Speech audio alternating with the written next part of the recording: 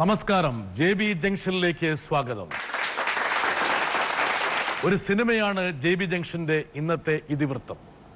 കഴിഞ്ഞ ദിവസം നമ്മൾ തുടങ്ങി വെച്ച അങ്കമാലി ഡയറീസിന്റെ താളുകൾ ഇനിയും ഈ എപ്പിസോഡിൽ തുടരുകയാണ്.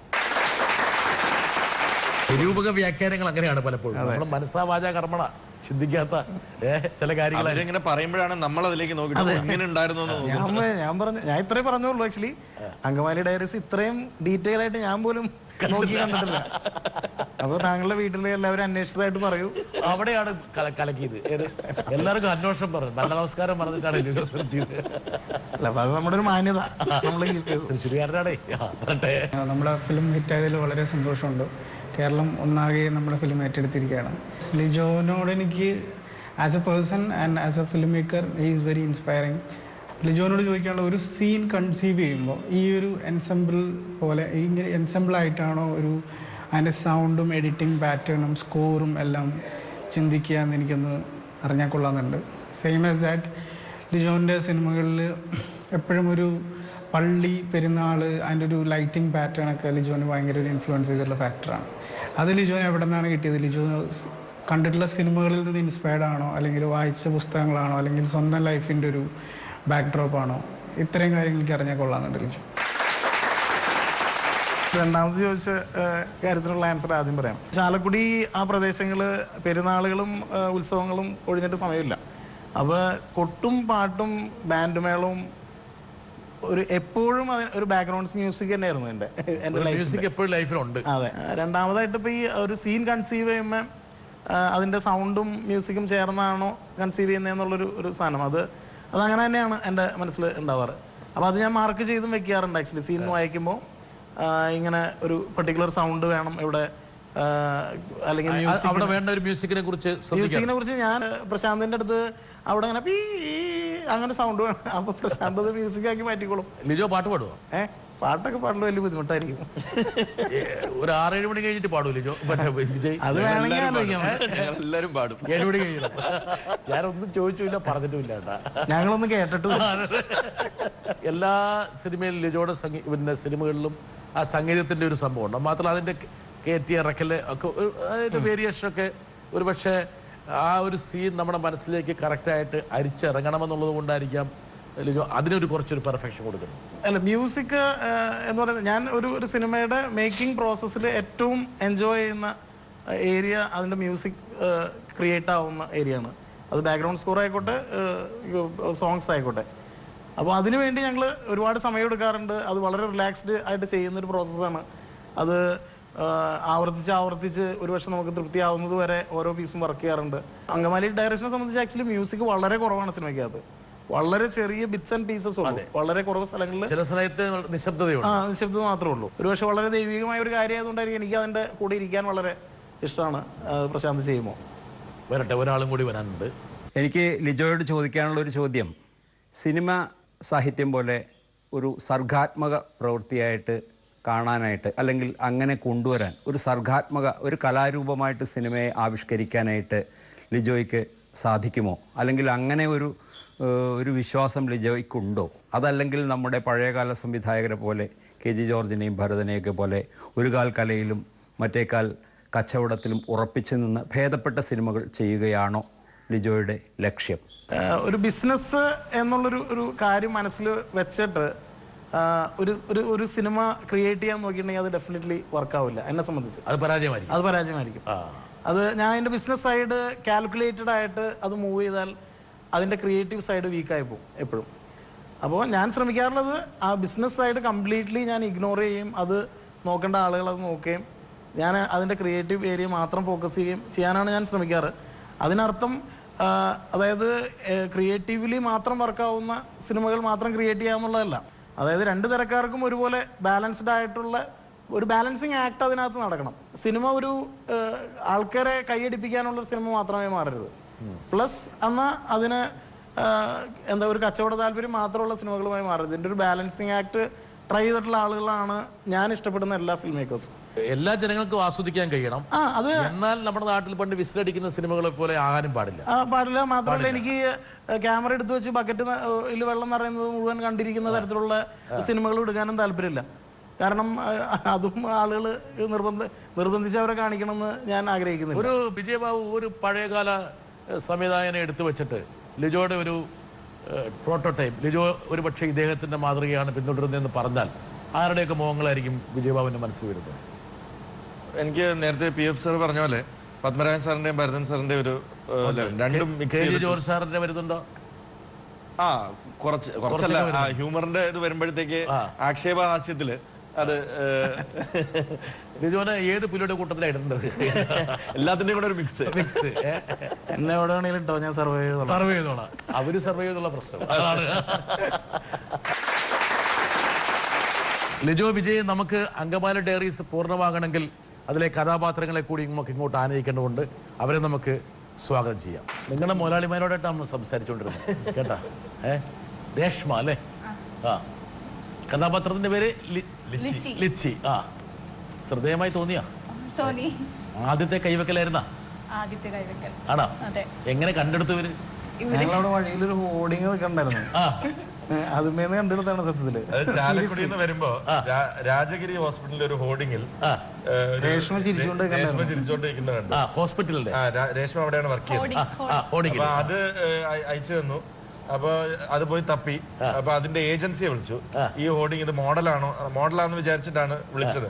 അപ്പൊ അതല്ല, അത് രാജഗിരിയിൽ നിന്ന് തന്ന സ്റ്റാഫാണെന്ന് തോന്നുന്നു. അങ്ങനെ രാജഗിരി ഹോസ്പിറ്റലിൽ പോയി, ഞാൻ പോയി. എന്നിട്ട് അവിടെ പോയിട്ട് ഇങ്ങനെ ഇന്റർവ്യൂ അല്ല, അപ്പൊ അവര് പറഞ്ഞു ഞങ്ങൾ ആഴ്ചയില് 5-6 ഇത് ആഡ് ഇറക്കും, അപ്പൊ അതിൽ ഏതാണെന്ന് അങ്ങനെ ഫോട്ടോ കാണിച്ചു കൊടുത്തപ്പോൾ ആളെ ഐഡന്റിഫൈ ചെയ്ത് കിട്ടി. വന്ന് ഓഡിഷൻ എടുത്തപ്പോ ഓക്കെ. അതിന്റെ അടുത്ത ആഴ്ച കുവൈറ്റിൽ പോയിരുന്ന ആളാ. കുവൈറ്റിലേക്കുള്ള പോക്ക് നിന്നാ?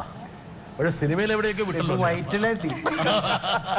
കുവൈറ്റിലേക്ക് പോകാൻ പറ്റിയ സാധാരണ രീതിയിൽ രേഷ്മയെ പോലൊരാൾ സിനിമയിലേക്ക് അങ്ങനെ ഒരു എൻട്രി സുഗമമായിട്ട് നടക്കാറില്ല. പക്ഷേ ലിജോയെ പോലുള്ള അല്ലെങ്കിൽ വിജയെ പോലുള്ള ഒരു ടീമിലാണ് നിങ്ങളെപ്പോലുള്ള കഥാപാത്രങ്ങൾ ഉരുത്തിരിയുന്നത്. നമ്മൾ ഇന്ന് കാണുന്ന മലയാള സിനിമയുടെ ചേരുവ വെച്ചിട്ട് ഒരു പക്ഷേ രേഷ്മ വരാൻ പറ്റില്ല. പക്ഷേ ഒരു ഷോക്കിംഗ് ആയിട്ട് ഞാൻ ഉദ്ദേശിക്കുന്ന സുഹൃത്തുക്കൾക്കെല്ലാം ഒരു ഷോക്കിംഗ് ആയിട്ടുണ്ടാവും അല്ലേ? ഞെട്ടിയ ആൾക്കാരുണ്ട്. അവര് പറഞ്ഞു ഞാൻ അവര് കണ്ണൊക്കെ ഇങ്ങനെ ഇറുക്കി അടച്ചോ? അങ്ങനെയില്ല, എല്ലാ ഫ്രണ്ട്സിനോടൊക്കെ അവിടെ പറഞ്ഞിട്ടുണ്ടായിരുന്നു ഇങ്ങനെ ഫിലിം ചെയ്യുന്നു. അപ്പൊ അവര് പറഞ്ഞു ഇവൾക്ക് എന്തോ പറ്റിയിട്ടുണ്ടോ? പറ്റിയ പണിക്ക് പോയാ പറയുന്നത് ചോദിച്ചു. പക്ഷെ പറ്റിയ പണി ആ സിനിമയിൽ ഒരു റോളൊക്കെ കൊടുത്തിട്ടുണ്ട്. അത് ഞാൻ പറഞ്ഞേതാണ്. ശരത്തെ ഇങ്ങനെ എന്തൊരു പാവം പിടിച്ചിരിക്കണത് ആ സിനിമയിൽ എന്താണ്? നീ ഹോൾസെയിലും ചെയ്യില്ല, റീറ്റെയിലും ചെയ്യില്ല, ഒന്നും ചെയ്യില്ല. ശരിക്കും ഇങ്ങനെ വല്ല പറ്റിയിട്ടുണ്ടോ ജീവിതത്തില്? ആണോ? പിന്നെ എങ്ങനെ അഭിനയിച്ചു? ശരത്തിനെ പറ്റി ഞാനവിടെ അന്വേഷിച്ചപ്പോൾ എനിക്ക് മനസ്സിലായത് സംസ്കൃത കലാശാലയിൽ പഠിച്ചുകൊണ്ടിരിക്കുകയാണ് ശരത്ത്. അപ്പോൾ ഞാൻ അന്വേഷിച്ച് പറഞ്ഞത് എല്ലാ ദിവസവും വിദ്യാർത്ഥിയാണോ? തിയേറ്റർ വിദ്യാർത്ഥിയാണ്. എത്ര വയസ്സുണ്ട് ശരത്തെ? എനിക്കിപ്പോ 24. ചെറിയ പയ്യനാണല്ലേ? പുള്ളിക്കാരൻ എല്ലാ ദിവസവും കുറിയൊക്കെ തൊട്ട് കറക്റ്റ് വടിവ് ഉള്ള ഷർട്ടൊക്കെ ആയിട്ട് കോളേജിൽ പോകുന്ന ആളാണ്. ചെളിയൊന്നും പറ്റാൻ സമ്മതിക്കില്ല. അപ്പോൾ ഈ സിനിമയോടുകൂടി അത് ഏകദേശം തീരുമാനമായിട്ട് ഇനി ഒരിക്കലും ഇസ്ത്രി ആയിട്ടൊരു ഷർട്ട് ഇടാൻ പറ്റില്ല. ശരത്തിന് വേണ്ടി ഒരാൾ വരുന്നു. ശരത്ത് കൈവയ്ക്കാത്ത മേഖലകളില്ല എന്ന് വേണം പറയാം. ഒരു ക്ലാസ് റൂമിൽ ചെല്ലുമ്പോഴത്തേക്കും ശരത്ത് മോണോ ആക്ട് പഠിപ്പിക്കുന്നുണ്ടാവും. അടുത്ത ക്ലാസ്സിലേക്ക് ചെല്ലുമ്പോഴത്തേക്കും ശരത്ത് നാടൻ പാട്ട് പഠിപ്പിക്കുന്നുണ്ടാവും. അത് കഴിഞ്ഞ് വീണ്ടും ചെല്ലുമ്പോൾ അടുത്തവിടെ ഡാൻസ് പഠിപ്പിക്കുന്നുണ്ടാവും. അങ്ങനെ സകല മേഖലകളിലും കൈവച്ച് ഈ കലയ്ക്ക് വേണ്ടിയിട്ട് പയറ്റിത്തെളിഞ്ഞ ഒരാളാണ് ശരത്ത്. അപ്പോൾ അതുകൊണ്ട് ശരത്ത് അങ്കമാലി ഡയറീസിൽ ഇങ്ങനൊരു വേഷം ചെയ്തത് ഒരു തുടക്കം മാത്രമാണ്. അപ്പോൾ അതുകൊണ്ട് ഇപ്പോൾ ശരത്തിനോട് ഇപ്പോൾ ഒരവസരത്തിൽ എനിക്ക് ചോദിക്കാനുള്ളൊരു കാര്യം, കഴിഞ്ഞ കുറേ നാളുകളായിട്ട് എവിടെ പഠിപ്പിക്കാൻ പോയാലും അതിൻ്റെ ഫ്രണ്ടിലുണ്ടാവുന്ന ശരത്ത് ഇനി ഇത്രയും നല്ലൊരു അവസരം കിട്ടി ഇതിൽ നിൽക്കുന്ന ശരത്ത് ഇനി ആക്ടിങ്ങിൽ തന്നെ ശ്രദ്ധ കേന്ദ്രീകരിക്കുമോ, അതോ പഴയ പോലെ ഞങ്ങളുടെ കഞ്ഞി പാറ്റിയിടാൻ വേണ്ടി വീണ്ടും കലോത്സവങ്ങളിൽ പഠിപ്പിക്കാൻ വരുമെന്നുള്ളതാണ് അറിയേണ്ടത്. ശരത്തിൽ ഒളിഞ്ഞിരിക്കുന്ന ഒരുപാട് വാസനയുണ്ട് വിജയ്. ഇദ്ദേഹം നല്ലൊരു മോണാക്ട് ചെയ്യുന്ന ആളാണ്, നൃത്തം ചെയ്യുന്ന ആളാണ്, പിന്നെ നാടൻപാട്ടിൻ്റെ ആളാണ്, അഭിനയം സകലകല വല്ലവനാണ്, നല്ലൊരു മനുഷ്യനാണ്. അത് മാത്രം മനസ്സിലായിരുന്നില്ല.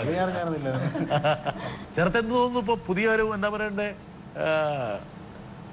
ഒരു ലൈം ലൈറ്റിൽ നിൽക്കുകയാണ്, വെള്ളി വെളിച്ചത്തിൽ നിൽക്കുകയാണ്. ഒരുപാട് സന്തോഷമുണ്ട്. ഒരുപാട് സന്തോഷമുണ്ട്. ആ മൈക്ക് എടുത്ത് കൊടുത്ത് വിജയ്. ഓക്കെ, ഒരു രണ്ടുപേരും നാടൻ പാട്ട് പാടിക്കും. ശരി, ഓക്കെ. നേരം പോയി പൂക്കൈതാ മറവാറ്റി, നേരം പോയി ആ നേരത്തും കൊയ്യാ കൊല ചെയ്യണ്. നേരം പോയി പൂക്കൈതാ മറവാറ്റി, നേരം പോയി ആ നേരത്തും കൊയ്യാ കൊല ചെയ്യണ്. താനാരേ ഓ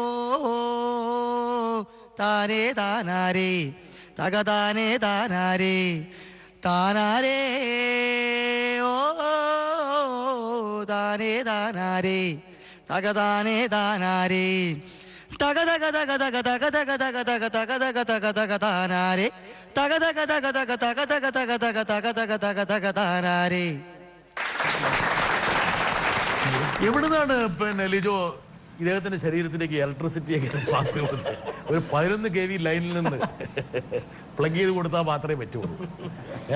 അത് ആ പന്നിക്കൂടിനകത്തെ കൂടെ ഒന്ന് കയറ്റി ഇറക്കി വരുമ്പോ അങ്ങനെ ചാർജിലാണ് ഇറങ്ങുന്നത്. ആണ് ശരത്തെ, ഇതൊക്കെ ആകെ ഒരു അന്തരീക്ഷമൊക്കെ വളരെ എങ്ങനെ സഹിച്ചു? ക്യാരക്ടർ സാറ് പറഞ്ഞപ്പോൾ തന്നെ ഈ അപ്പാൻ രവി എന്ന് പറഞ്ഞ ആള് ഇങ്ങനെയൊക്കെയാണെന്ന് പറയുമ്പോൾ തന്നെ നമ്മൾ അതിനനുസരിച്ച് റിസർച്ച് നടത്തിയായിരുന്നു ഫസ്റ്റ് സിനിമയിൽ. അപ്പം കിട്ടിയൊരു അവസരം ഭംഗിയായിട്ട് ചെയ്യാൻ വേണ്ടിയിട്ട് അത് നമ്മൾ അതിൻ്റെ വിനോദേട്ടൻ തന്നെ പറഞ്ഞിട്ടുണ്ടായിരുന്നു, സമയം കിട്ടുമ്പോഴേക്ക് അങ്കമാലി മാർക്കറ്റിലൊക്കെ ഒന്ന് പോകണം, അവിടുത്തെ അറ്റ്മോസ്ഫിയറൊക്കെ ഒന്ന് നോക്കണം എന്ന് പറഞ്ഞിട്ടുണ്ടായിരുന്നു. അപ്പോൾ പറഞ്ഞിട്ടുണ്ട്. അപ്പം ഞങ്ങൾ അങ്ങനെയൊക്കെ പോകാറുണ്ട്, ഇടയ്ക്ക് രാത്രിയൊക്കെ അതിലേക്ക് ഇറങ്ങി നടക്കാറുണ്ട്. ആൾക്കാരുടെ സംസാരവും പിന്നെ ഈ പന്നി ഇറങ്ങി നടക്കാൻ പോകണ്ട കേട്ടോ, ഇനി സംഭവം മാറിയിരിക്കണം. പന്നിന്റെ കൂട്ടത്തിലൊക്കെ പോയോ? പോയി ആണോ? അവിടെ പന്നി കൊള്ളനൊക്കെ നോക്കി നിന്നിട്ടൊക്കെ ആണ്. ഇദ്ദേഹത്തിന് ഈ ഷർട്ട് ഊരി കഴിയുമ്പോൾ ഞാൻ നോക്കുമ്പോൾ ഒരു പെൻസിലും ഉള്ളതാണ്. അവിടെ ഹോസ്പിറ്റലിൽ എക്സ്റേ എടുക്കാൻ ചെല്ലുമ്പോൾ ഒരു എക്സ്റേ വേണ്ട, ടോർച്ച് അടിക്കാൻ. ശരത്തിന് വേണ്ടി ഒരാളും കൂടി എന്തോ പറയാൻ വേണ്ടി വെമ്പിപ്പോട്ട് നോക്കട്ടെ. ശരത്തെ, അരുവിക്കര അറിയുന്നത് നിന്നിലൂടെ ആകട്ടെ എന്ന് ഞങ്ങൾ ആഗ്രഹിക്കണം. മറ്റൊന്ന്, നമ്മുടെ കൂടെ ഉള്ളതിൽ ഏറ്റവും വലിയ കൊമേഡിയൻ നീ ആയിരുന്നു. നിന്റെ ബോഡി ലാംഗ്വേജ് അല്ലെങ്കിൽ നീ വന്നിറങ്ങുമ്പോൾ തന്നെ എന്തെങ്കിലും ഒരു പണി ഒപ്പിച്ചിട്ടായിരിക്കും നമ്മളോട് സംസാരിക്കുന്നത്. മറ്റൊന്ന്, ഇതിനകത്ത് അത്ഭുതകരമായിട്ടൊരു സാധനം, നിന്റെ അവിടുത്തെ പഠനം കാലയളവൊക്കെ നമുക്ക് നല്ല രീതിയിൽ അറിയുന്നുള്ളതാണ്. തിരുവനന്തപുരം ഭാഷ ഏറ്റവും നന്നായി കൈകാര്യം ചെയ്യുന്നു, അല്ലെ കൈകാര്യം ചെയ്യുന്നല്ല, എന്തു പറയാനാണ്, സുരാജ് വെഞ്ഞാറമൂടിനേക്കാൾ പിന്നെ തറവായിട്ടാണ് നിന്റെ തിരുവനന്തപുരം സ്ലാങ്. അപ്പം തന്നെ നമുക്ക് തന്നെ ചിലപ്പോൾ ചിരി തോന്നിയിരിക്കാം നിന്റെ ചില പിന്നെ മാനറിസങ്ങൾ. പക്ഷെ അവിടെ നിന്ന് ഈ അങ്കമാലി ഭാഷയിലേക്ക് നീ മാറുകയും നിന്നെ കണ്ടാൽ തന്നെ നമ്മൾ ചിരിക്കുന്ന അവസ്ഥയിലേക്കുള്ള നിന്റെ ബോഡി ലാംഗ്വേജ് വെച്ചിട്ട് നിന്റെ ഉള്ളിൽ ഇത്രയും വലിയൊരു വില്ലൻ ഉണ്ടായിരുന്ന വിവരം ഇപ്പോഴാണ് അറിഞ്ഞത്. മറ്റൊന്ന്, നിന്റെ ഇനിയുള്ള റൂട്ട് എന്താണ്, വില്ലനായി തന്നെയാണോ അതേ ഞങ്ങളെല്ലാം ആഗ്രഹിച്ച പോലെ നീ ഒരു കൊമേഡിയനായി തന്നെ മലയാള സിനിമയിൽ ഉണ്ടാവുമോ? നേരത്തെ തന്നെ കുറിച്ച് അറിയാത്ത കാര്യങ്ങളാണ്, ലിജോയ്ക്ക് പോലും അറിയാത്ത കാര്യങ്ങളാണ് പുറത്തേക്ക് വരുന്നത്. ഇനി ഈ മറുപടി തിരുവനന്തപുരം സ്ലാങ് തന്നാൽ മതി കേട്ടോ. ഞാൻ മിമിക്രി ആർട്ടിസ്റ്റ് ആയിരുന്നു ആദ്യം. മിമിക്രി ആർട്ടിസ്റ്റ് അനുകരണമല്ല, സ്കിറ്റ് കളിക്കും, കോമഡി സ്കിറ്റ് കളിക്കും. അപ്പോൾ അതുകൊണ്ടാണ് ചേട്ടൻ അങ്ങനെ പറഞ്ഞത്. പിന്നെ ചേട്ടൻ നിഴലാട്ടം എന്ന് പറഞ്ഞൊരു ഫോട്ടോഗ്രാഫി എക്സിന്റെ ഒരു യൂണിറ്റിലുള്ള ആളാണ്. അപ്പോൾ ഞാൻ ചേട്ടൻ്റെ കൂടെ ഒരുപാട് തെരുവ് നാടകങ്ങളൊക്കെ ചെയ്തിട്ടുണ്ട്. അപ്പോൾ അവിടുത്തെ കുറേ തമാശകളൊക്കെ ചേർത്ത ചേട്ടൻ അങ്ങനെ പറഞ്ഞത്. തിരുവനന്തപുരം സ്ലാങ് നന്നായിട്ട് കൈകാര്യം ചെയ്യും. എങ്ങനെ ഈ വിദ്വാനെ കൊണ്ട് ഈ അങ്കമാലി സ്ലാങ്ങിലേക്ക് എത്തിച്ചു? ശരത്ത് ഇപ്പൊ ഒരുപാട് കാലമായിട്ട് ഈ ഭാഗത്താണ്. ഞാൻ കാലടി ഇവിടെ അഡ്മിഷൻ എടുക്കുന്നതിന് 2 വർഷം മുമ്പേ കാലടി സൈക്ലിസ്റ്റ് എന്നൊരു നാടകം ചെയ്യാൻ വേണ്ടി വന്നിട്ടുണ്ട് നമ്മുടെ കാലടി യൂണിവേഴ്സിറ്റിയിൽ. അതിനുശേഷം പിന്നെ ഞാൻ പോയില്ല. കണ്ടിന്യൂറ്റി ആയിട്ട് അവിടുത്തെ നാടകങ്ങൾ അഭിനയിക്കാൻ വേണ്ടി വിളിക്കും, വരും. അങ്ങനെയാണ് ഞാൻ അഡ്മിഷൻ എടുത്തത്. അഡ്മിഷൻ എടുത്തു, കോളേജ് ഇഷ്ടപ്പെട്ട് അഡ്മിഷൻ എടുത്തു. അഡ്മിഷൻ എടുത്തിട്ടും എറണാകുളം ഭാഗത്തുനിന്നൊക്കെ നമ്മൾ അവിടെ കോളേജിൽ ഒരുപാട് വിട്ടുപോകാൻ തോന്നില്ല. ഇല്ല, എറണാകുളത്താണല്ലോ ഒരുപാട് സിനിമ ഓഡീഷൻസ് നടക്കുന്നത്. ടാർഗറ്റ് സിനിമയായിരുന്നു. അതെ അതെ. ഈ ലിജോയുടെ കണ്ണിൽ എങ്ങനെ പെട്ടു? ചെമ്പൻചേട്ടനും പറഞ്ഞു ഓഡീഷൻ ഉണ്ടെന്ന് പറഞ്ഞു. അപ്പം യൂണിവേഴ്സിറ്റി അല്ല സർവകലാശാല ആയതുകൊണ്ട് ഒരുപാട് കലാവിദ്യാർത്ഥികളുണ്ട്. എല്ലാവരും ഓഡീഷനിൽ പങ്കെടുത്ത്, ഞാനും പങ്കെടുത്തു. എന്നെ അത്ഭുതപ്പെടുത്തില്ലോ ജോ, എങ്ങനെ ഈ വിദ്വാനെ ഇതിനകത്ത് മെയിൻ വില്ലനാക്കണം, അല്ലെങ്കിൽ വൺ ഓഫ് ദി മെയിൻ വില്ലനാക്കണമെങ്കിൽ? അല്ല, ഞാൻ റിയൽ ലൈഫിൽ പരിചയപ്പെട്ടിട്ടുള്ള വളരെ ഹാർഡ് കോർ ആയിട്ടുള്ള എല്ലാ വില്ലന്മാർ വളരെ ചെറിയ ആളുകളാണ്. അത് വലിയ സൈസുള്ള ഒരാളെ പോലെ ഭയങ്കര പേടിച്ചൂറിയ ഇത് വളരെ ചെറിയ ആളുകളെയാണ് ഞാൻ ഇത്തരത്തിലുള്ള ഭയങ്കര ക്രൈമുകളുടെ ബാക്കിലുള്ള ആൾക്കാരായിട്ട് ഞാൻ പേഴ്സണലി പരിചയപ്പെട്ടിട്ടുള്ള ആളുകൾ. അപ്പോൾ ഞങ്ങൾ ആദ്യമേ ആ ഒരു രൂപം അത് തന്നെയായിരുന്നു മനസ്സിലുണ്ടായിരുന്നത്. അപ്പോൾ അതിലേക്ക് കറക്റ്റ് ഫിറ്റ് ആവുന്ന ഒരാളെ തപ്പി നടക്കായിരുന്നു. അപ്പോഴാണ് വന്നു. കറക്റ്റാണ്. നായകന്റെ ഒരു അഹങ്കാരം ഇവനില്ല. സമയാവുന്നല്ലേ ഞങ്ങൾ ഒരുപാട് നായകന്മാരുടെ താരോദയങ്ങൾ ഞങ്ങൾ കണ്ടിട്ടുള്ളതാണ്. കാൽ നൂറ്റാണ്ട് ഇത് തന്നെ വലിയ ഭാഗ്യം. അങ്ങനെയൊക്കെ തന്നെ അവര് പറഞ്ഞിരുന്നു. എന്ത് തോന്നുന്നു ഇപ്പൊ?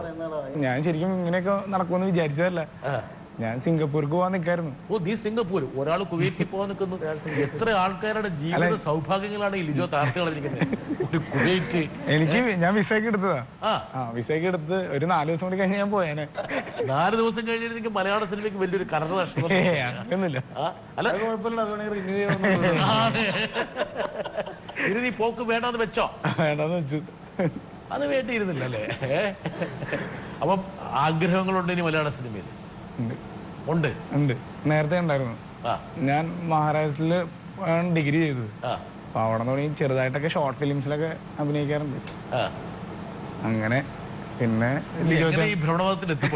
AD ടീമിലെ 2 പേര്, ശരത് എന്ന് പറഞ്ഞിട്ട് ആളെ ആരോ ആന്റണി ചെയ്തൊരു ഷോർട്ട് ഫിലിം കാണിച്ചിട്ട് ഞങ്ങൾക്ക് റെഫർ ചെയ്യണം ചെയ്തത്. അപ്പോൾ ഷോർട്ട് ഫിലിം കണ്ടിട്ട് ഞങ്ങൾ അന്വേഷിച്ചപ്പോൾ ആന്റണി അങ്കമാലിക്കാരൻ തന്നെയാണ്. അപ്പോൾ ഞങ്ങൾക്ക് വേണ്ടുന്ന ഡയലക്റ്റും ഒക്കെ കറക്റ്റ് ആവും. എല്ലാം കറക്റ്റ് ആയത്. വലിയ താരോദയമാണ് ഇപ്പൊ ആന്റണിയുടെ. ഇപ്പം കൂടെയുള്ള ആൾക്കാരും പഠിച്ച ആൾക്കാരും നാട്ടുകാരും വീട്ടുകാരും ഒക്കെ എന്ന് പറയുന്നു. സിംഗപ്പൂർ പോകാതെ ഇവരെ ഇങ്ങനെ കടന്ന് സിനിമ എന്നും പറഞ്ഞ് കറങ്ങണങ്ങാണെന്ന് വീട്ടിൽ അച്ഛനും അമ്മയും പറഞ്ഞില്ലേ? താഴെ ഒരു അനീതിയാണുള്ളത്. അപ്പൊ നമ്മള് സാധാരണ കുടുംബത്തിലാണ്. അപ്പൊ അവളുടെ കാര്യങ്ങളൊക്കെ നടത്താനായിട്ട് ഇവിടെ ജീവിതമാണോ യഥാർത്ഥത്തിൽ സിനിമയിലേക്ക് വരച്ചു വെച്ചിരിക്കുന്നത്? താഴെ ഒരു അനീതിയാന്ന് പറയുന്നത്. അടുത്ത പാർട്ട് 2ലേക്ക് ഇപ്പം അമ്മയ്ക്കും അച്ഛനും ഹാപ്പി ആയോ? ഒരു ഫസ്റ്റ് ഡേ മറ്റേ കാർണിവലിലാണ് സിനിമ കണ്ടത്. ഫസ്റ്റ് ഷോ നീ കൊണ്ട് കാണിച്ചോ? പിന്നെ ഞാൻ ടിക്കറ്റ് ഒക്കെ നേരത്തെ ബുക്ക് ചെയ്തായിരുന്നു. അപ്പൊ അവര് അവിടെ ഇരുന്ന് കരയായിരുന്നു കണ്ടു കഴിഞ്ഞപ്പോ. എനിക്ക് ഭയങ്കര സന്തോഷമായി. അച്ഛനും അമ്മയെ കരയപ്പോൾ ആദ്യം സന്തോഷിച്ചൊരു മകൻ. അങ്ങനെയല്ല, അവർക്ക് ഭയങ്കര സന്തോഷം കൊണ്ട് അവരിരുന്ന് കരയായിരുന്നു. രേഷ്മ, നിന്റെ അച്ഛനും അമ്മയും ഇതുപോലെ കരഞ്ഞോ? എന്റെ അമ്മയുള്ള ഡാഡി മരിച്ചിട്ട് 3 വർഷമായി. അമ്മ വന്നിട്ട് അമ്മ എന്റെ സിനിമ അങ്ങനെ എന്തിട്ട് ഡാഡി അമ്മ എന്റെ സീഡ് ഇറക്കി കഴിഞ്ഞപ്പോ ഞാനും 3 നായികമാരുണ്ടായിരുന്നു. അപ്പൊ ഞാൻ അമ്മേന്റെ അടുത്ത് വരും. അമ്മ ഓടിച്ചത് സീമയുടെ അടുത്ത് സീമ അഭിനയൊക്കെ സൂപ്പറായിട്ടുണ്ട് കേട്ടോ. എനിക്ക് ഈ രേഷ്മ അമ്മയും കൂടെ ഓഫീസില് കാണാൻ വന്നായിരുന്നു. എന്റെ അമ്മയ്ക്ക് ഭയങ്കര പേടിയാണ് അല്ലേ? ഇപ്പോഴും പേടിയാണോ? എവിടെയെങ്കിലും പോയിക്കോളെന്നുള്ള പോയി രക്ഷപ്പെട്ടോളെന്നുള്ളതാണ്. രക്ഷപ്പെട്ട വീട്ടുകാരെ നോക്കട്ടെ, ഒരാൾ വരട്ടെ. നിന്റെ ഇഷ്ടപ്രകാരം തന്നെയാണ് നീ BSc നഴ്സിംഗിന് വന്നത്. മെഡിക്കൽ കോളേജിൽ പഠിച്ചു. പിന്നെ അത് കഴിഞ്ഞ് നേരെ എക്സ്പീരിയൻസ് നേടി. പിന്നെ രാജഗിരി വർക്ക് ചെയ്യാൻ കയറി. അവിടെ ഇതുപോലെ നോർമലി വർക്ക് ചെയ്ത് പോയി. യാദൃശികമായിട്ടാണ് രാജഗിരി മോഡലായിട്ട് മാറിയത്. ഒപ്പം തന്നെ രാജഗിരിയുടെ പല ഫ്ലെക്സിലും ഹോർഡിങ്ങിലൊക്കെ ആയിട്ട് കയറി.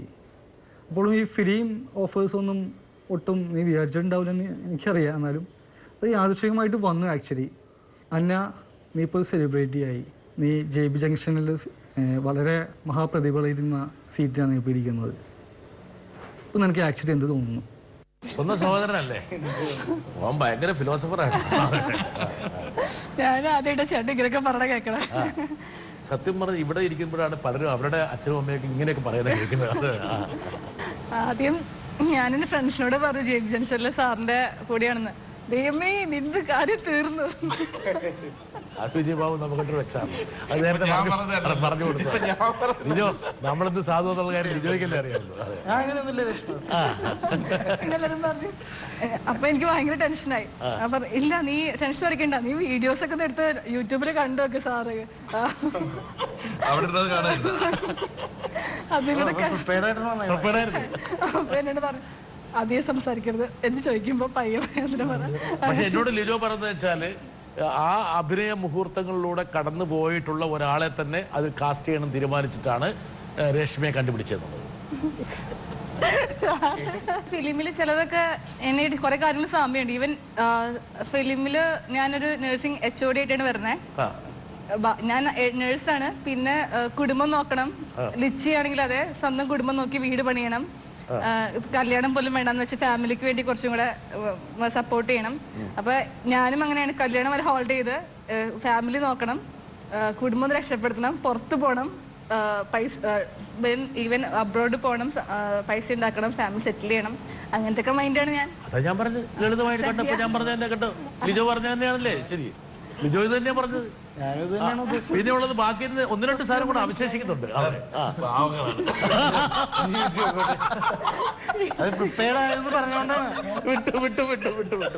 ഞാൻ വിട്ടു. ഇവിടെ 2 ആൾക്കാർ ഇരിക്കുന്നു. ഇപ്പൊ ഭയങ്കര വില്ലനായിരുന്നു കേട്ടോ. വില്ലനാണ് യഥാർത്ഥ ജീവിതത്തിൽ വില്ലനാണോ മോനെ? എന്താണ് യഥാർത്ഥത്തില് ചെയ്തുകൊണ്ടിരിക്കുന്നത്? ഞാൻ സ്കൂൾ ഓഫ് ഡ്രാമ സ്റ്റുഡന്റ് ആണ്. ആക്ടിംഗ് സ്റ്റുഡന്റ് ആണ്, ഫൈനൽ ഇയർ. തീ പാർന്നൊരു കഥാപാത്രത്തെയാണ് താങ്കൾ അവിടെ ഞങ്ങൾ കണ്ടപ്പോ ഞെട്ടിപ്പോയി. അങ്ങനെ അങ്ങോട്ട് അതിന്റെ ഒരു എന്താ പറയാ യുക്ലാമ്പ്. ഇതെല്ലാം കഴിഞ്ഞിട്ട് കണ്ടപ്പോ എന്ത് തോന്നി? കണ്ടപ്പോ എന്താണ് അന്തളിച്ചിങ്ങനെ നോക്കിയിരുന്നു. യുക്ലാമ്പ് തന്നെയല്ലേ സിനിമയില്? ആണല്ലോ, ഒരു മാറ്റവും ഇല്ല. സുഹൃത്തുക്കൾക്ക് എന്ത് പറയുന്നു? സുഹൃത്തുക്കൾക്ക് എല്ലാവരും സന്തോഷം. നമ്മള് കുറെ കഷ്ടപ്പെട്ട് ഇങ്ങനെ വന്നതല്ലേ. വീട്ടിലൊക്കെ എന്ത് പറയണു? അച്ഛനും ഹാപ്പി. സിനിമയിലേക്ക് പ്രവേശിക്കണം എന്നുള്ള വലിയൊരു ആഗ്രഹമായിരുന്നു. പിന്നെ അതുകൊണ്ടാണല്ലോ നമ്മൾ ഇതിന് പിന്നാലെ പഠിക്കാൻ ഇറങ്ങിയത്. ഡ്രാമ സ്കൂളിൽ ലിജോ സാറിന്റെ കണ്ണിൽ പെട്ടു. ലിജോ സാറിന്റെ അടുത്ത് ഓഡീഷനിലാണ് ഞങ്ങൾ വന്നത്. ഇനി അടുത്ത സിനിമയിൽ ഏത് വേഷമാണ് ലിജോ സാർ തരേണ്ടത്? അത് ലിജോ സാറിന്റെ അടുത്ത് ചോദിക്കുന്നത്. വേണ്ടാന്ന് പറയുന്നില്ല ചേട്ടോ. നമസ്കാരം. ഒരു 2 പേര് പാട്ടുപാട്. തമരടിക്കണ കാലമായടി തീയമ്മേ, കാശിൻ്റെ ചാമന്തീർന്നടി തീയമ്മേ. തമരടിക്കണ കാലമായടി തീയമ്മേ, കാശിൻ്റെ ചാമന്തീർന്നടി തീയമ്മേ. മണൽ വാരണ കാലമായടി തീയമ്മേ, കാശിൻ്റെ ചാമന്തീർന്നടി തീയമ്മേ. ഉയ്തിയുളി കൃതാവാണടി തീയമ്മേ, കാശിൻ്റെ ചാമന്തീർന്നടി. മുറിവാലൻ മീച്ചയാണടി തീയമ്മേ, അങ്കമാലിക്കാരനാണടി തീയമ്മേ. തീയമ്മേ തീയമ്മേ തീയ തീയ തീയമ്മേ തീയമ്മേ തീയമ്മേ തീയ തീയ തീയമ്മേ. അടി തമരടിക്കണ കാലമായടി തീയമ്മേ, കാച്ചിൻ്റെ ചാമന്തീർന്നടി തീയമ്മേ. ഇത് എവിടുന്ന് ഈ മുതലേ കണ്ടെത്തി? സിനിമ ഇത്തരത്തിലൊരു നാടിന്റെ കഥയാണ് പറയുന്നതുകൊണ്ട് ആ നാടിന്റെ ഫോക്ക് വേണമെന്നുള്ളതായിരുന്നു നമ്മുടെ എല്ലാവരും ആഗ്രഹം. അപ്പോൾ അതിന്റെ അന്വേഷണത്തിന്റെ ഭാഗമായിട്ട് അവിടെ ഈ പഴയ പാട്ടുകൾ പാടുന്ന ആരൊക്കെ ഉണ്ട്, ഇവിടുത്തെ നാടൻ പാട്ടുകൾ അറിയാവുന്ന, അപ്പം അങ്ങനെ തപ്പിപ്പോയപ്പോൾ കിട്ടിയ ഐറ്റാണത്. നമുക്ക് കളയാതെ സൂക്ഷിക്കണം. പുള്ളി മാത്രമല്ല ഉള്ളത്, പുള്ളിയുടെ ആശാനുണ്ട്. ഇത് പ്രാഞ്ചി ആശാനാണ്. പ്രാഞ്ചി ആശാന്റെ ആശാൻ വർഗീയാശാനുണ്ട്. അപ്പൊ പുള്ളി ആൾക്കൊരു 105 വയസ്സായി. ആൾക്ക് അത്രയും പ്രായം. പക്ഷെ ഇവര് രണ്ടുപേരും ഒരുമിച്ച് ഇരുന്ന് പുള്ളിയാണ് പാട്ടുകൾ ഇപ്പൊ ഓർമ്മയൊക്കെ ഉള്ളത്. ആൾക്ക് അത്രയും ഓർമ്മകളില്ല ആളുടെ ആശാന്. അപ്പൊ പുള്ളി ഇരുന്ന് ഒരുപാട് പാട്ടുകൾ. നമ്മൾ ഈ തൃശ്ശൂരുകാര് ചെയ്യുന്ന പോലെ ഈ ഉറ കളയാതെ വെക്കൂലോ? ഈ ഉറ കളയാതെ വെക്കണം. അല്ല, ഈ പാട്ടുകളൊന്നും നഷ്ടപ്പെടാതെ നോക്കുക എന്നുള്ള ഒരു വലിയ റെസ്പോൺസിബിലിറ്റി ഉണ്ട്. ഞാനും ആന്റണിയും മഹാരാജാസിൽ വെച്ചുള്ളൊരു പരിചയം എന്ന് പറഞ്ഞാൽ പോരാ, അടുത്ത കൂട്ടുകാർ തന്നെയായിരുന്നു. എനിക്ക് അവനെക്കുറിച്ച് പറയുമ്പോൾ ഓർമ്മ വന്നത്, ഞങ്ങൾ മഹാരാജാസിൽ നടക്കാത്ത വഴികളില്ല. രാവിലെ പോയി കഴിഞ്ഞാൽ ക്ലാസ്സിൽ കയറാൻ മടിയാകുമ്പോൾ ഇങ്ങനെ നടപ്പാണ്. മഹാരാജാസ് കംപ്ലീറ്റ് നടന്നിട്ടുണ്ട്. ഈ സമയത്ത് ഞാൻ അവനോട് പറയുന്ന ഒരു കാര്യമുണ്ട്, ആന്റണി നീ നടന്ന് നടന്ന് നടന്ന് നടന്ന് നടന്ന് നീ ഒരു നടനാവും. അതേപോലെ അവൻ നടന്ന് നടന്ന് ഒരു നടനായേക്കാണ്. വലിയ സന്തോഷമുണ്ട്. എനിക്ക് ആന്റണീനോട് ഇപ്പോൾ ചോദിക്കാനൊരു ചോദ്യമുണ്ട്. അങ്കമാലി ഡയറീസിൽ 3 പ്രണയങ്ങൾ കാണിക്കുന്നുണ്ട്. കണ്ട എല്ലാവർക്കും ഇഷ്ടമായി അത് പ്രണയങ്ങൾ.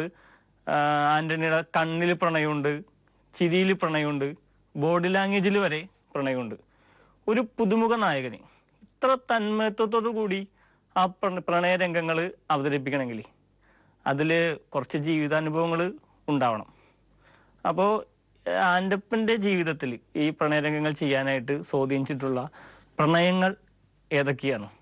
അതിൽ ചിലതൊക്കെ കുറച്ച് എനിക്കറിയാം. അത് പ്രേക്ഷകർ അറിവിലേക്കായിട്ട് നീ തന്നെ കുറച്ച് പറഞ്ഞു കൊടുത്താൽ നന്നായിരിക്കും. ഈ കള്ളം പറയുകയാണെങ്കിൽ യഥാർത്ഥത്തില് അതിന്റെ കംപ്ലീറ്റ് സാധനം റെക്കോർഡ് ചെയ്യാൻ വെച്ചിട്ടുണ്ട്. അത് ഞാൻ പ്ലേ സത്യസന്ധമായിട്ട് പറയാനാ, ഞാൻ പറയാണെന്നുണ്ട് പെൺപിള്ളേരുടെ സിൻസിയറായിട്ട് നടന്നുണ്ട്. നല്ല തേപ്പും കിട്ടിയിട്ടുണ്ട്. ഭയങ്കര സങ്കടം വരാറുണ്ട് വീട്ടിൽ ഇപ്പൊ ഈ തേച്ചവരൊക്കെ പിന്നെ വിളിച്ച പടം കണ്ടിട്ട് എന്നെ ഒരു ദിവസം ഒരാൾ കണ്ടപ്പോ ഭയങ്കര ഇഷ്ടമായി, ഭയങ്കര പടം അടിപൊളിയാണ്. തേച്ചാള് അവളോട് പോയി അവളോട് അവിടെ നടക്കണ്ടേ, നമ്മളതിലൊക്കെ പോകുമ്പോ ആ വിളിച്ചിങ്ങനെ നോക്കിക്കണ്ട്. നീ ഇപ്പൊ മൈൻഡ് ചെയ്തില്ല? എന്തിനാണ് മൈൻഡ് ചെയ്യണം? ലിജോ, അക്ഷരാർത്ഥത്തില് ഇവര് 3 പ്രണയമല്ല, ഒരു 6-7 കൊടുക്കണായിരുന്നു ആ സിനിമയിൽ. 3 കുറഞ്ഞു പോയെന്ന് എന്റെ അഭിപ്രായം. യഥാർത്ഥത്തിൽ ഈ JB ജംഗ്ഷന് ശേഷമായിരുന്നുവെങ്കിൽ ലിജോ എന്തായാലും ഒരു 5-6 വെച്ചത്. അടുത്ത പടത്തിലേക്ക് ഇങ്ങനെ പ്രണയം കിട്ടുമെന്ന് വിചാരിച്ചിരിക്കുന്നത് കേട്ടാ. ആന്റണി, നീ ഇപ്പൊ ഒരു ഹീറോ ആണ്. നീ കന്നഡയുടെ മുമ്പിലൊക്കെ പോയിട്ട് ഞാൻ പഴയല്ല, എന്നെ തേച്ച ആൾക്കാരൊക്കെ എന്നെ കാണട്ടെ എന്നൊക്കെ ഉള്ള രീതിയിൽ. ഇല്ല, നമുക്ക് അങ്ങനെയൊന്നുമില്ല. നമുക്ക് ഇങ്ങനെ സൈഡിൽ കൂടെ ഇങ്ങനെ പോയാൽ മതി. ഇവിടെ എളിമയുണ്ട് കേട്ടാ.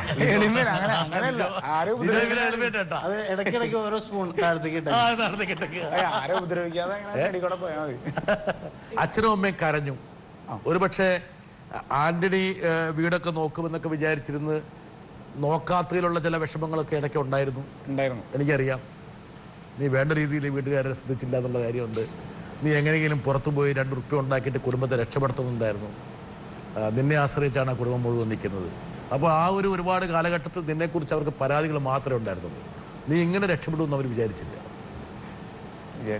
അവര് എന്തായാലും എനിക്ക് ഉറപ്പുണ്ടായിരുന്നു ഞാൻ എങ്ങനെയും രക്ഷപ്പെടുന്നു. അത് എങ്ങനെയാണെന്നറിയില്ല, പക്ഷെ എത്ര നാളായാലും കഷ്ടപ്പെട്ടായാലും എത്തും എന്നുള്ള ഒരു ഉറപ്പുണ്ടായിരുന്നു. ഇതിൽ ഹീറോ ആണെന്നാണോ ലിജോ സാർ ആദ്യം പറഞ്ഞിരുന്നത്? അല്ലല്ല, ചെമ്പൻചേട്ടനാണ് പറഞ്ഞത്. ചെറിയൊരു സംഭവം ഉണ്ട്, ഓഡീഷൻസ് ഒക്കെ ഉണ്ടാവും, അപ്പൊ നീ വന്നിട്ട് അറ്റൻഡ് ചെയ്യും. അപ്പൊ ഞാൻ പറഞ്ഞു ഇങ്ങനെ പുറത്തേക്ക് പോകാനായിട്ട് നിൽക്കാണ്. അപ്പൊ ചെമ്പൻചേട്ടൻ പറഞ്ഞു നീ കുറച്ച് ദിവസം കൂടി ഒന്ന് എക്സ്റ്റെൻഡ് ചെയ്യും, ഒരു 10 ദിവസം കൂടി ഒന്ന് എക്സ്റ്റെൻഡ് ചെയ്യും, അതിക്കുള്ളിൽ നമുക്ക് കാര്യങ്ങളൊക്കെ ഒരു തീരുമാനമാക്കാന്ന് പറഞ്ഞു. പിന്നെ നമ്മുടെ സ്വപ്നം അല്ലേന്ന് വിചാരിച്ച് അവിടെ നിന്നു. പിടിച്ചു തന്നു. സിംഗപ്പൂർ വിട്ടു. സിംഗപ്പൂർ വിട്ടു. ഇനിയിപ്പോ എന്നാ സിംഗപ്പൂരേക്ക് നീ പോകുന്നു? ഇനിയിപ്പോ നമുക്കല്ല ഇനാഗ്രേഷനോ അല്ലെങ്കിൽ വേറെ എന്തെങ്കിലും പരിപാടിയൊക്കെ ആയിട്ട് പോകാലോ.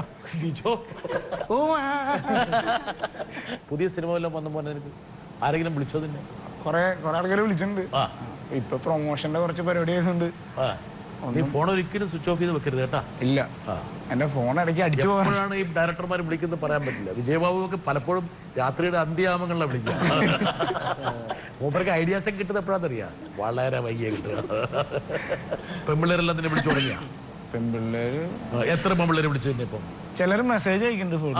നീ റിപ്ലൈ ചെയ്യുന്നുണ്ടോ? ഇല്ല റിപ്ലൈ ഒന്നുമില്ല. എല്ലാവർക്കും തംസപ്പ് മാത്രമേ പറഞ്ഞുള്ളൂ. എല്ലാവർക്കും ഒരു നുണയില്ല, എല്ലാവർക്കും തംസപ്പ് കൊടുക്കും. തംസപ്പ് കൊടുക്കുന്നുണ്ട്.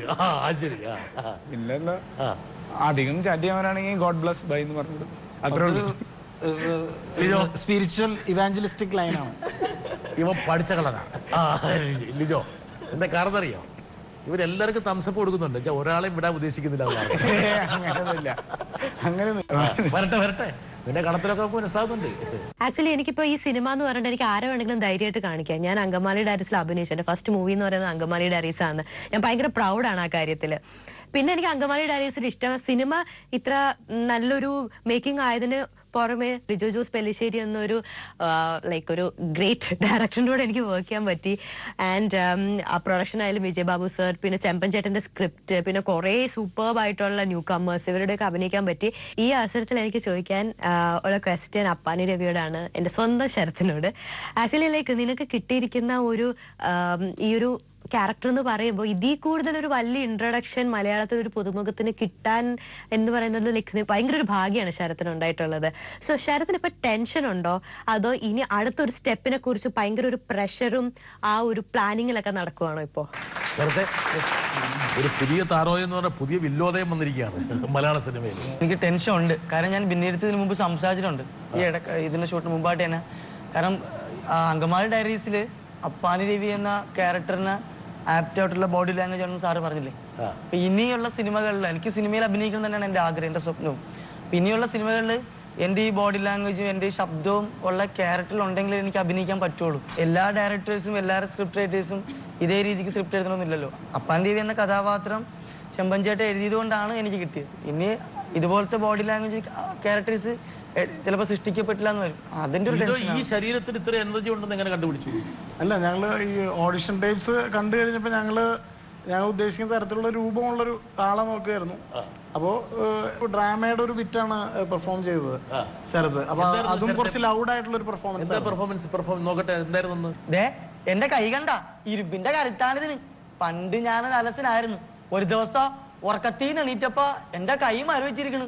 പിറ്റേ ദിവസം ദേ ഈ കാലും. അന്നേ ദിവസം ഞാൻ വീട് വിട്ട് ഇഴഞ്ഞങ്ങ് ഇറങ്ങി. ഒരുപാട് ദൂരം ചെന്ന് ഒരു വലിയ ഗുഹയ്ക്കകത്ത് കയറി തപസ്സിരുന്നു. പെട്ടെന്നാണ് ഒരു വൃത്തം പ്രത്യക്ഷപ്പെട്ടത്.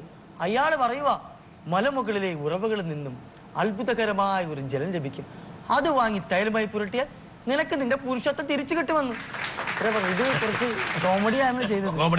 കുറച്ച് ലൗഡായിട്ടാണ് പെർഫോം ചെയ്തിരുന്നത്. നമ്മുടെ ക്യാരക്ടറിന്റെ ആവശ്യം, അതായത് രൂപം കൊണ്ട് ചെറുതും എന്നാ പെർഫോമൻസിന്റെ ഒരു ലൗഡ്നെസ് ആവശ്യമായിരുന്നു. അപ്പൊ പിന്നെ ഞങ്ങള് 2-3 തവണ ഈ രണ്ടാമത്തെ ഓഡിഷൻ സ്ക്രിപ്റ്റിലുള്ള ഒരു പോർഷനെ തന്നത് സീനൊക്കെ ചെയ്തു. അപ്പൊ അപ്പോഴേക്കും ഈ സിനിമയില് പിന്നെ ശരത്തിന് ഏറ്റവും മനസ്സിൽ നിന്നും മാറ്റി കളയാൻ പറ്റാത്ത ഇത് രംഗം ഏതാണ്?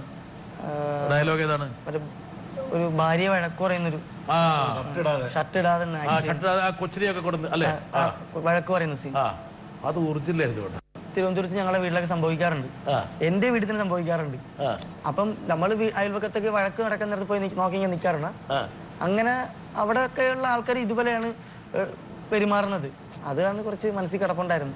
പിന്നെ നമ്മുടെ ഇതൊക്കെ വെച്ചിട്ട് ചെയ്തതാണ്. അതിനിടയ്ക്ക് അവിടെ യൂക്ലാമ്പ് അടങ്ങെന്ന് പറഞ്ഞ ശേഷം മാറിയ ശേഷം ആളിനോട് പറഞ്ഞു കെട്ടിയാൻ വെച്ചിട്ടില്ല. യുഗ്ലാമ്പെ ജീവിതത്തിൽ ഇതൊക്കെ അനുഭവിച്ചിട്ടുണ്ടോ? നമ്മുടെ ജീവിതത്തിൽ അനുഭവിച്ച കാര്യങ്ങളെല്ലാം നമ്മൾ ഓരോ സീനിൽ നമ്മൾ അഭിനയിക്കുന്നു. ഈ സിനിമയിൽ പിന്നെ താങ്കൾ അഭിനയിച്ച മുഹൂർത്തങ്ങൾക്കൊക്കെ ഒരുപക്ഷെ ജീവിതത്തിൽ താങ്കൾ കണ്ടിട്ടുള്ള കണ്ടിട്ടുണ്ടാവാം, വായിച്ചിട്ടുണ്ടാവാം, നമ്മൾ കേട്ടറിവുണ്ടായിരിക്കാം.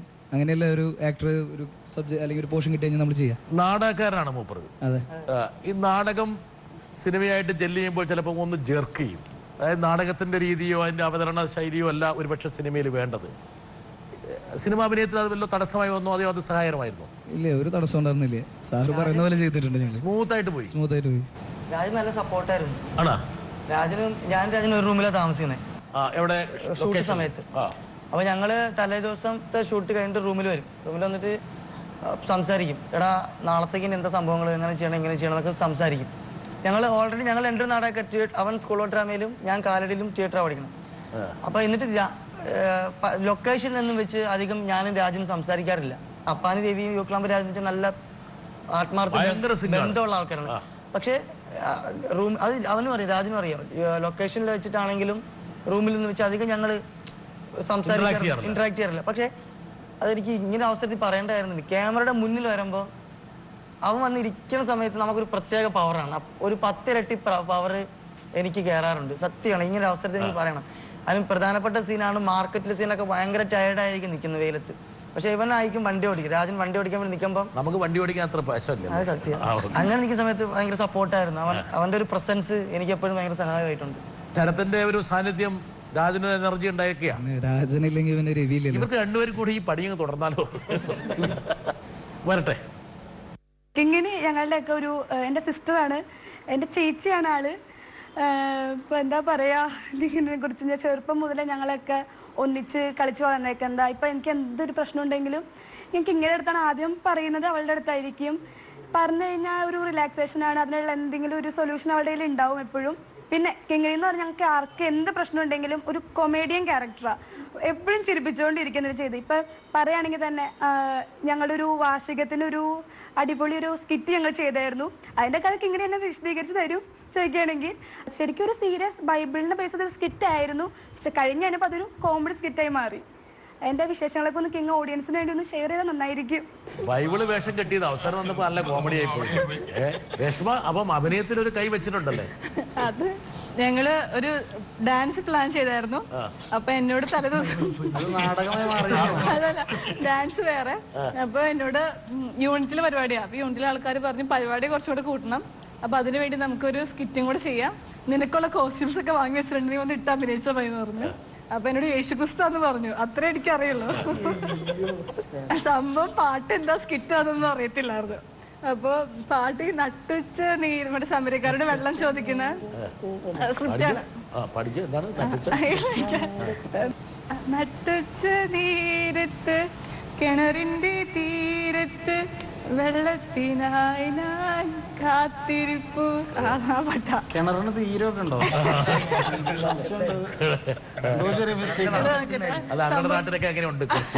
ആ പാട്ട് പോലെ മുഴുവൻ കേട്ടിട്ടില്ല. അപ്പൊ ഈ പാട്ടിൽ അഭിനയിക്കണം എന്നാണ് പറഞ്ഞേക്കണേ. ചെന്ന് പാട്ടിട്ടു. പാട്ട് കേട്ടിട്ടേ ഇല്ല, ഒരു പ്രാവശ്യം കേട്ടിട്ടേ ഉള്ളൂ. പിന്നെ വേർഡ്സും ഒന്നും അറിയത്തില്ല. ചെന്ന് സ്റ്റേജ് ഫ്രണ്ടിൽ പോയി ഇരുന്നതും താഴേക്ക് പോയി. താടി പോയ പിന്നെ അതിൽ നിന്ന് ഇൻസ്പിറേഷൻ കൊടുക്കുന്നതാണ് നമ്മുടെ പടത്തിന്റെ തുടക്കത്തിലെ ഫൈറ്റ്. പക്ഷെ ചില റോളുകളിൽ രശ്മിക്ക് ആ റോളിനോട് കൂടുതൽ നീതി പുലർത്താൻ വേണ്ടി ഒരുപാട് ടേക്ക് എടുക്കുന്ന വന്നിട്ടുണ്ടോ? അല്ല, നമ്മള് ഏറ്റവും കൂടുതൽ നമ്മൾ ടൈം എടുത്ത് ചെയ്ത സീക്വൻസ് എന്ന് പറയുന്ന നൈറ്റിൽ ഇവര് സംസാരിച്ച് നടക്കുന്ന ആ സീക്വൻസ് ആണ്. അപ്പൊ അത് അതിനകത്ത് സമയം എത്രയെന്ന് ചോദിക്കുമ്പോ 2:30 എന്ന് പറയുന്നത് ആക്ച്വലി 2:30 തന്നെയാണ് ആ 2:30 പറഞ്ഞത്. അത്ര എത്തിച്ചു. അതെ അതെ, ഒരു 9 മണി മുതല് വെളുപ്പിന് വരെ കിണറ്റും കരക്കിരുന്ന് വെള്ളം കോരി. പഴയ ഫിലിമാണെങ്കിൽ വിജയബാബു ഒന്ന് മുട്ടിക്കൊന്നേനെ. അതെ കേട്ടാ, സിനിമയുടെ സാങ്കേതിക വിദ്യ മാറിയോണ്ടാ. പിന്നെ പറഞ്ഞു അതിനൊരു ബിയർ വാങ്ങിച്ചു കൊടുക്കുക. അത് അടി കൂടി പോയതുകൊണ്ടാണ് ചിലപ്പോ. ഇവര് രണ്ടുപേരും പ്രാക്ടീസ് ചെയ്ത് കൂടിയതുകൊണ്ടാണെന്ന് എനിക്ക് തോന്നുന്നു. നടന്ന് പ്രാക്ടീസ്. വളരെ സന്തോഷം. ഒരുപക്ഷെ ഈ സിനിമ സംബന്ധിച്ച് ഞങ്ങൾക്കെല്ലാം സന്തോഷമുണ്ടെന്നുണ്ടെന്നാൽ തിയേറ്ററിലെ ആൾക്കാർ നിറഞ്ഞു കാണുക മാത്രമല്ല, മലയാള സിനിമയ്ക്ക് പുതിയ ഒരുപാട് ഞങ്ങൾ എല്ലാരും കൂടെ ഒരു ഷോയിൽ പങ്കെടുക്കുന്ന ആദ്യത്തെ ഷോ ആണ്. ഒരുപാട് താരങ്ങളെ ലിജോ നമുക്ക് മലയാള സിനിമയ്ക്ക് പ്രദാനം ചെയ്യാൻ വേണ്ടി അങ്കമാലി ഡയറീസിന് പറ്റിയിട്ടുണ്ട്. എനിക്ക് നമ്മുടെ പ്രേക്ഷകരെ കുറച്ച് ചോദ്യങ്ങൾ കൂടി ചോദിക്കാൻ വേണ്ടി എന്നെ ഏൽപ്പിച്ചിട്ടുണ്ട്. ഇത് ആന്റണിയുടെ ഒരു സുഹൃത്ത് ചോദിക്കാൻ വേണ്ടി പറഞ്ഞു. അവന്റെ പേര് ഇങ്ങനെ ബ്ലാക്കിൽ ഇട്ടിട്ടുണ്ട്. അത് ഞാൻ പറയണോ? പേര് ഞാൻ പറഞ്ഞില്ല, പറഞ്ഞ ഇതാണ്. ആന്റണി, മുതിർന്ന ആളെ പ്രേമിച്ചാലുള്ള ഗുണങ്ങൾ എന്തൊക്കെയാണ്? അവര് നമ്മുടെ കാര്യങ്ങൾ ശരിക്കും നോക്കിക്കോളും. അവർ നമ്മുടെ കാര്യങ്ങൾ ശരിക്കും നോക്കും, ശ്രദ്ധിച്ച് നോക്കിക്കോളും. പിന്നെ പൈസയൊക്കെ ചോദിക്കാം. പൈസയൊക്കെ ചോദിക്കാം. ശരത്, ഷൂട്ടിങ്ങിന്റെ സമയത്ത് ഏറ്റവും ബുദ്ധിമുട്ടിയത്? അങ്കമാലി ഭാഷ, ഡ്രൈവിംഗ് പഠിച്ചത്, പന്നിക്കൂട്ടിൽ നിന്നത്? അങ്കമാലി ഭാഷ. രേഷ്മ, നഴ്സിൽ നിന്ന് നടിയായി, ഇനി എന്ത്? നഴ്സും നടിയുമാകും, നടി മാത്രമാകും, വിവാഹിതയായി, രണ്ടും ഉപേക്ഷിക്കും, കള്ള് ഷാപ്പ് നടത്തും. എല്ലാം കൂടെ ഒരുമിച്ച് വന്നല്ലോ. ഇതെല്ലാം കൂടെ നേഴ്സുമാകും, നടിയാവും, കല്യാണം കഴിക്കും, കള്ള് ഷാപ്പ് നടത്തും. ഇത് വിജയബാബുവിനുണ്ടോ ചോദ്യം? പടച്ചോനെ, വിജയബാബു എനിക്ക് യാതൊരു ഉത്തരവാദിത്തം. ഇതിൽ ഒരു ചോദ്യം എന്റെ ഉണ്ട്, അത് ഞാൻ പറഞ്ഞോളാം എപ്പോഴാണ്. ഇപ്പോൾ അപ്പാനി രവി പെട്ടെന്ന് വിജയബാബുവിനെ ഒന്ന് ഇടിച്ചാൽ എന്ത് ചെയ്യും? ചവിട്ടും, സഹിക്കും, ഓടും, കരയും. ഇപ്പൊ സഹിക്കും. അടുത്ത ഡേറ്റ് വേണം. കൊടുത്തോ? ആടിലുണ്ട്, ഞങ്ങളുടെ അടുത്ത സിനിമയിലുണ്ട്. അടുത്ത ചോദ്യം. ബിസിനസ്സിൽ നിന്നും പങ്കാളി പോയതോടെ ജീവിതം കൂടുതൽ സാന്ദ്രമായി, സമാധാനമായി, സംഘർഷഭരിതമായി? ഇതൊന്നുമല്ല, വേറൊരു ഫീലിംഗ്. അതെനിക്കറിയാം എന്താന്നുള്ളത്. അത് ഞാൻ പറയണ്ടല്ലോ.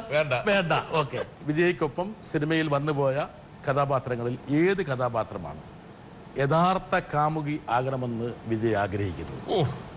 1 നീന, 2 നളിനി, 3 വാണി. നീന ആൽക്കഹോളിക്, നളിനി പൊസസീവ്, വാണി അറിയാലോ വാണിയായിരിക്കും. ഏറ്റവും ആസ്വദിക്കുന്ന സിനിമാ മേഖല? അഭിനയം, നിർമ്മാണം, വിതരണം? Enjoy all three. മൂന്നും എൻജോയ് ചെയ്യുന്നുണ്ട്. എല്ലാം കൂടെയാണ്. ഒന്ന് വിതരണം എന്ന് പറഞ്ഞാൽ കുറച്ച് ടെൻഷൻ ഉണ്ട്, ആ ടെൻഷൻ എൻജോയ് ചെയ്യുന്നുണ്ട്. പ്രൊഡക്ഷൻ എന്ന് പറയുന്ന എക്സ്പീരിയൻസ് ആണ്, ആ എക്സ്പീരിയൻസ് എൻജോയ് ചെയ്യുന്നുണ്ട്. ആക്ടിംഗ് എന്ന് പറയുന്ന പാഷനാണ്, ആ പാഷൻ എൻജോയ് ചെയ്യുന്നുണ്ട്. പങ്കാളിത്ത ബിസിനസ് തുടങ്ങുന്നവരോടുള്ള ഉപദേശം എന്തായിരിക്കും? സൂക്ഷിച്ച് പങ്കാളിയെ തിരഞ്ഞെടുക്കുക. അടുത്ത ചോദ്യം അതിന്റെ കൊറോളറിയാണ്. ഇത് കൃത്യമായിട്ട് ഉത്തരം പറയാം. പാർട്ട്ണറെ ചവിട്ടി എന്ന പരാതി കൊണ്ട് ഭാഗ്യം തെളിഞ്ഞ ലോകത്തിലെ ആദ്യ സിനിമാ നിർമ്മാതാവ്? ചവിട്ടിയിട്ടില്ല. ഞാൻ ചവിട്ടിന്ന് പറഞ്ഞില്ല, ചവിട്ടി എന്ന പരാതി കൊണ്ട്.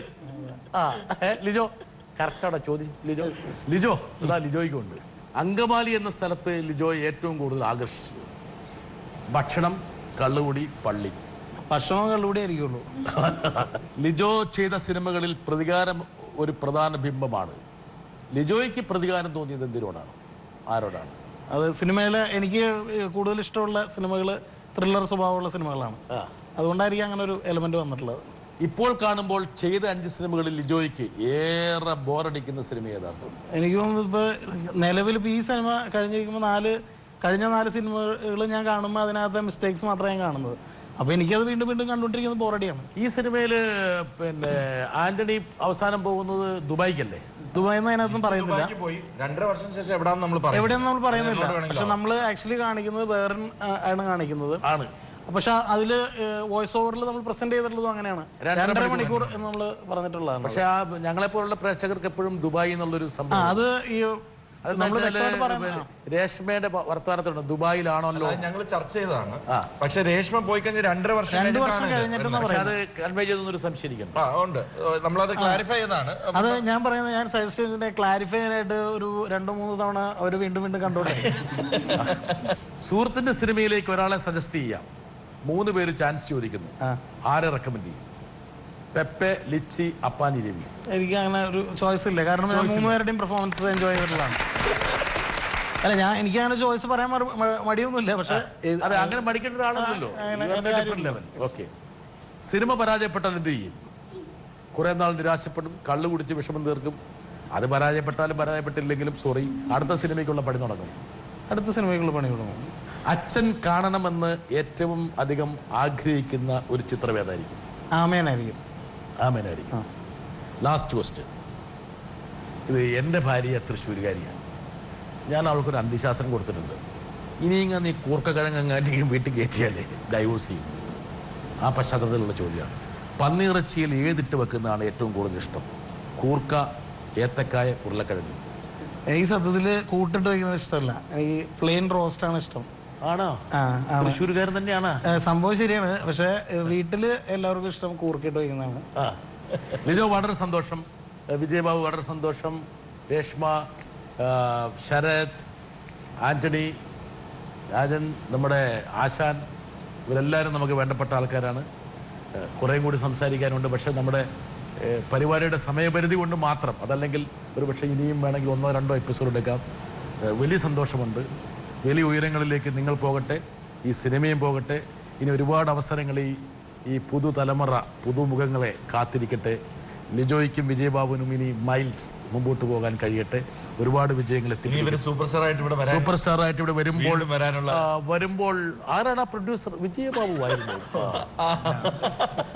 ലിജോ, കുഴപ്പമില്ല, നല്ല. പക്ഷെ ചില പോരായ്മകളൊക്കെ ഉണ്ടായിരുന്നു അയാളുടെ മേക്കിംഗ്. ആന്റണി പറഞ്ഞു, ചേട്ടാ ഒരിക്കലും മറക്കില്ല എന്ന്. ഞാൻ പറഞ്ഞു, നീ എന്നെ മറക്കണം, എന്റെ നമ്പർ ഡിലീറ്റ് ചെയ്തേ നീ.